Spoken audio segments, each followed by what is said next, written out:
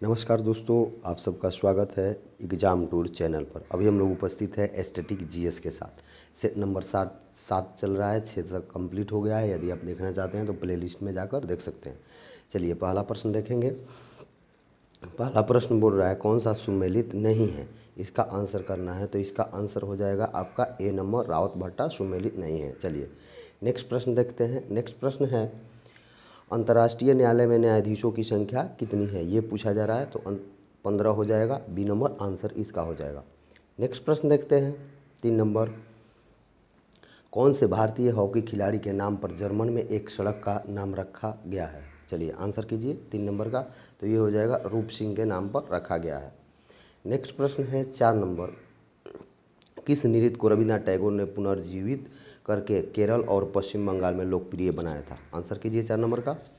तो ये हो जाएगा कथकली का पुनर्जीवित किया था।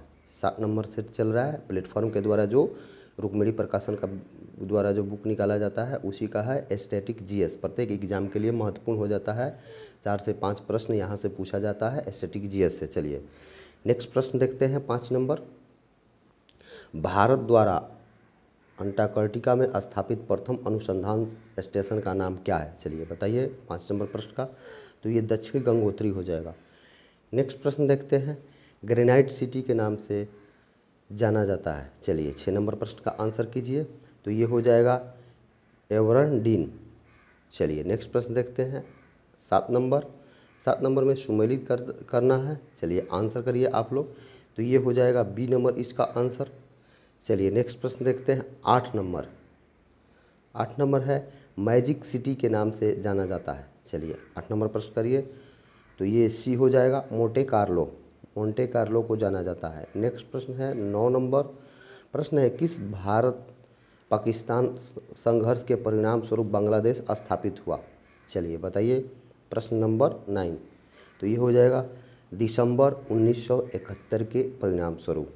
नेक्स्ट प्रश्न देखते हैं। सुमेलित कीजिए। सुमेलित करना है आपको। इधर दिया हुआ है देश और इस साइड दिया हुआ है संस्था। सुमेलित करना है।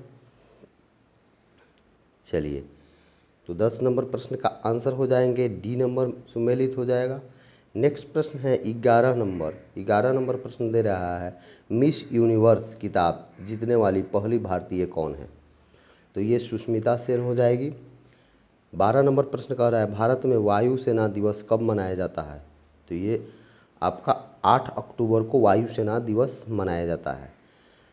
13 नंबर प्रश्न दे रहा है लाल बजरी का बादशाह किसे कहा जाता है?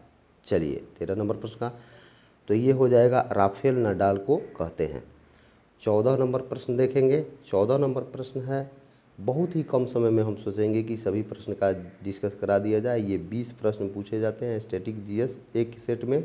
यदि आप कोई भी कॉम्पिटिटिव एग्ज़ाम की तैयारी करते हैं, यदि उसमें जीएस पूछा जाता है तो 3 से 4 प्रश्न स्टैटिक जीएस से रहते हैं। इसलिए आप इस चैनल को से जुड़कर आप लाभ उठा सकते हैं।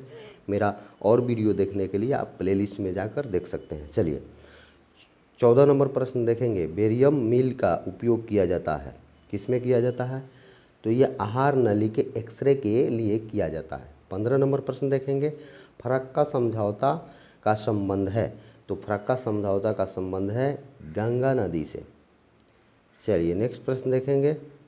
नेक्स्ट प्रश्न है 16 नंबर।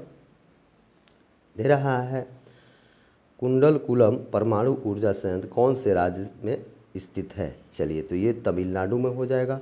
कुंभ का मेला मध्य प्रदेश के इन शहर में किसमें लगता है, किन शहर में लगता है ये बताना है। 17 नंबर।